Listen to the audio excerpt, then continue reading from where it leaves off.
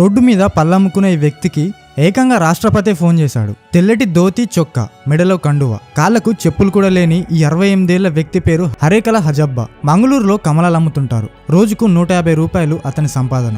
అయితే ఓ రోజు ఫారెన్ దంపతులు హజబ్బా దగ్గరికి వచ్చి కిలో కమలాలు ఎంత అని ఇంగ్లీష్లో అడిగారు. హజబ్బాకు కన్నడ మాతృభాష అరబ్బీ తప్ప మరో భాష రాదు.